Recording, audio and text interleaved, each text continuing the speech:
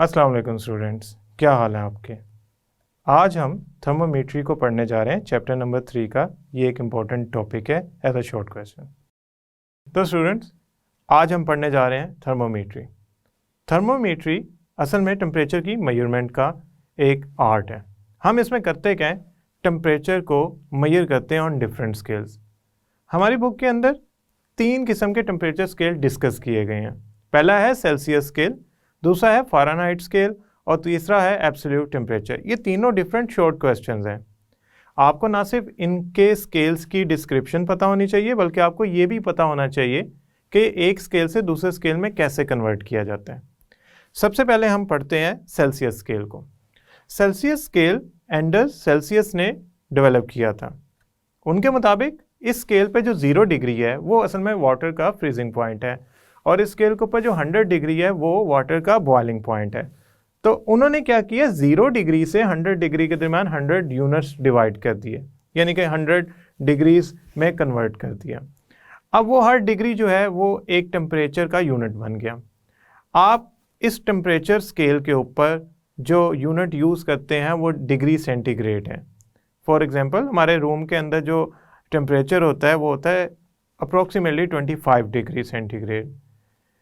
इस स्केल के अंदर हम यूजुअली वेदर कंडीशंस को, या पाकिस्तान में, इंडिया में, सब कॉन्टिनेंट्स में वेदर की वैल्यू होती है, यानी कि कोल्डनेस या हॉटनेस, वो हम सेंटीग्रेड टेम्परेचर से शो करते हैं।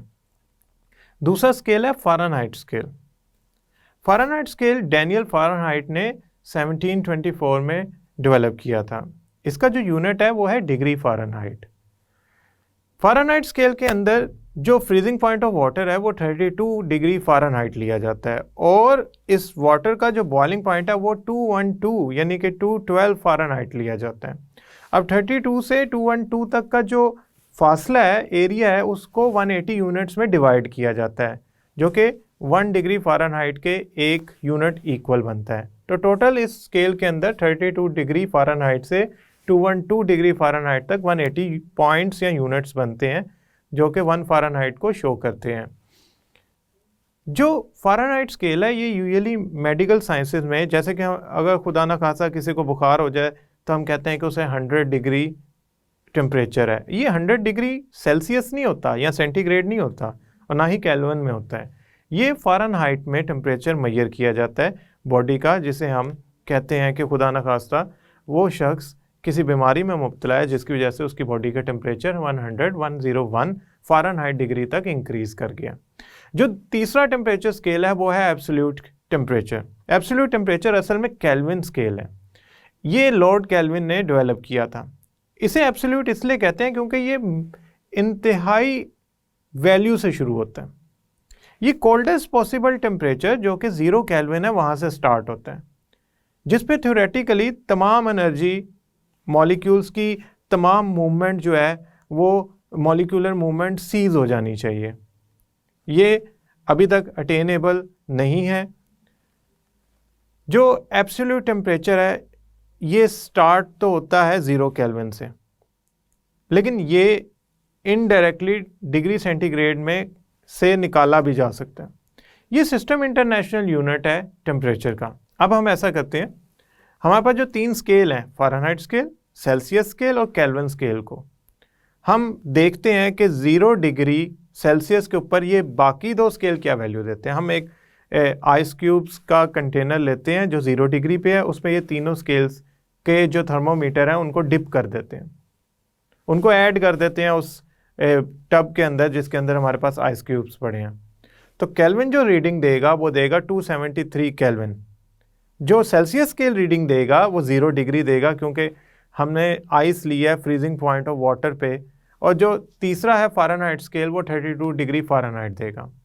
तो फ्रीजिंग पॉइंट ऑफ वाटर जो है वो 3 स्केल डिफरेंट वैल्यू से शो कर रहे हैं। इसी तरह अगर मैं इस कंटेनर में मौजूद वाटर को बॉयल करना शुरू कर दूं और वो बॉइलिंग पॉइंट पे पहुंच जाए, तो एट दैट टाइम जो डिग्री सेंटीग्रेड है वो शो करेगा 100 डिग्री, जो केल्विन है वो शो करेगा 373 केल्विन, और जो फ़ारेनहाइट है वो शो करेगा 212 फ़ारेनहाइट डिग्री। अब आपने याद रखना है कि ये स्केल मुख्तलिफ वैल्यूज़ ऑफ टेम्परेचर को शो कर रहे हैं for freezing point of water, for boiling point of water. They actually are developed by different scientist. इसमें जो केल्विन स्केल है वो हमारे लिए बहुत इंपॉर्टेंट है, क्योंकि चार्ल्स लॉ उसी स्केल को यूज़ करते हुए एप्लीकेबल बनता है। एक्सपेरिमेंटल वैल्यू चार्ल्स लॉ की केल्विन स्केल के ज़रिए ही वेरीफाइएबल है। अब सबसे पहले तो ये जो 3 स्केल्स हैं, हम इनके 1 बाय 1 इंटर कन्वर्जन का जो इक्वेशन है उसको पढ़ते हैं।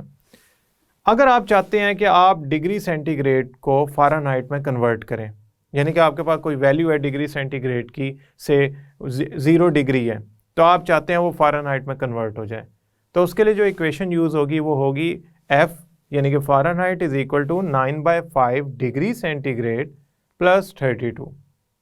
अब आपने क्या करना है, यहाँ पे फॉर एग्जांपल 0 डिग्री आप इनपुट कर देते हैं, तो 9/5 मल्टीप्लाई बाय 0 प्लस 32, तो 0 plus 32 is equal to 32 Fahrenheit, यानी कि 0 डिग्री जो है वो आपका 32 फ़ारेनहाइट के इक्वल आया है। दूसरा जो हमारे पास इक्वेशन है कि अगर हम फ़ारेनहाइट को डिग्री सेंटीग्रेड में कन्वर्ट करना चाहते हैं, डिग्री सेल्सियस में कन्वर्ट करना चाहते हैं, तो उसके लिए कौन सी इक्वेशन यूज़ होगी?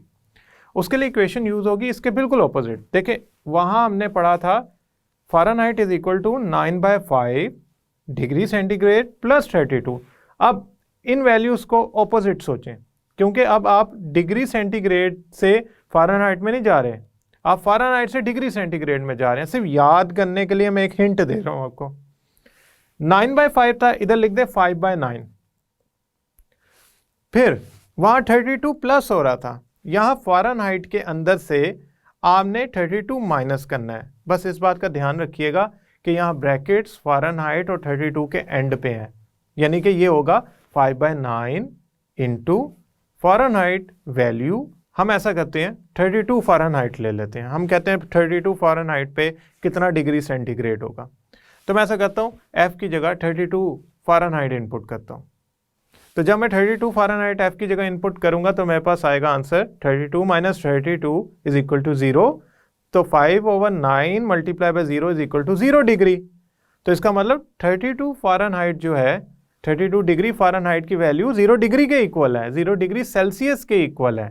तो यहाँ से हमारे जहन में एक बात तो ये समझ आ गई कि फ़ारेनहाइट और डिग्री सेंटीग्रेड एक दूसरे में कन्वर्टेबल हैं। क्या केल्विन डिग्री सेंटीग्रेड में कन्वर्ट हो सकता है, या केल्विन को फ़ारेनहाइट में कन्वर्ट किया जा सकता है? अगर आपके पास डिग्री सेंटीग्रेड में कोई टेम्परेचर है, से आपके पास अगेन मैं 0 डिग्री ही वैल्यू लेता हूँ जो मैंने फ़ारेनहाइट के लिए यूज़ की थी। जो इक्वेशन यूज़ होती है डिग्री सेंटीग्रेड से केल्विन में जाने के लिए वो होती है K इज इक्वल टू, यानी कि Kelvin is equal to temperature 273 plus C यहाँ stand for degree centigrade value. अब आप क्या करें, 0 डिग्री C की जगह इनपुट करते हैं, तो आंसर आएगा 273 plus 0 which makes K is equal to 273 Kelvin. तो इसका मतलब ये हो गया कि अगर आप डिग्री सेंटीग्रेड को 0 इनपुट कर रहे हैं तो आपका जो आंसर आ रहा है वो 273 केल्विन आ रहा है। हम ऐसा कर सकते हैं फ़ारेनहाइट में केल्विन को फ़ारेनहाइट में कन्वर्ट करने के लिए पहले केल्विन को डिग्री सेंटीग्रेड में कन्वर्ट करें, फिर डिग्री सेंटीग्रेड से फ़ारेनहाइट में चले जाएं। या हम फ़ारेनहाइट को अगर केल्विन में कन्वर्ट करना चाहते हैं तो फ़ारेनहाइट से डिग्री सेंटीग्रेड में आए और फिर हम केल्विन में चले जाएं। तो ये 3 यूनिट्स आपस में इंटर कन्वर्टेबल हैं, पर मुझे उम्मीद है ये 3 इक्वेशन यूज़ करते हुए आप इनको आपस में कन्वर्ट भी कर सकते हैं।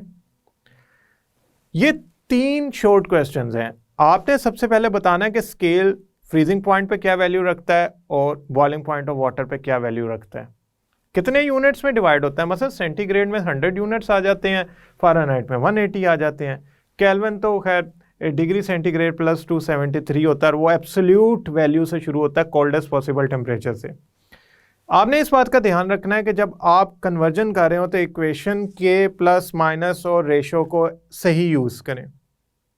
अब यहाँ पे एक सवाल पैदा होता है, क्या कोई ऐसा टेम्परेचर है जिस पे डिग्री और फ़ारेनहाइट आपस में इक्वल हो?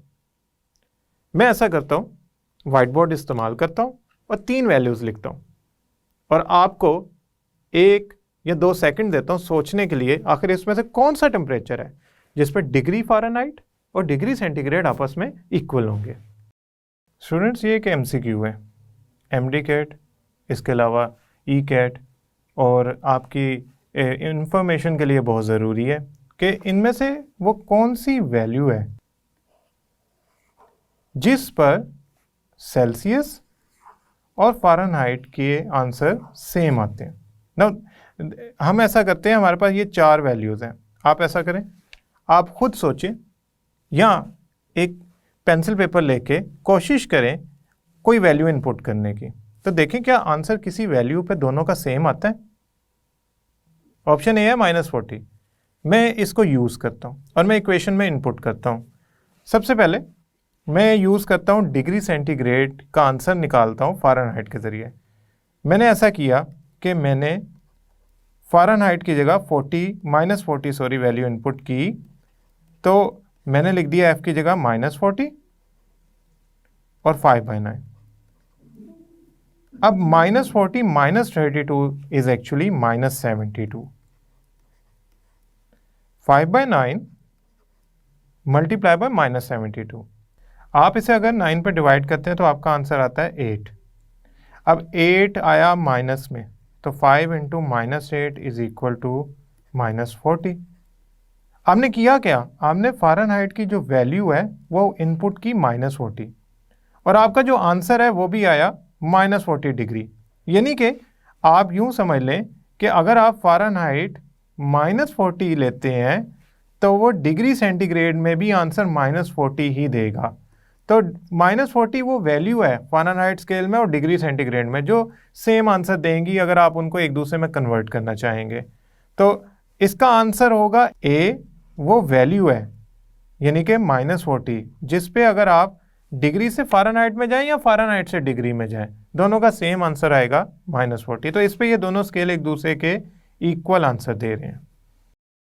तो स्टूडेंट्स, आपने 3 स्केल, उनके इंपॉर्टेंट पॉइंट्स और एक MCQ सॉल्व किया। याद रखिएगा ये शॉर्ट क्वेश्चन के तौर पे बोर्ड में अपीयर होता है।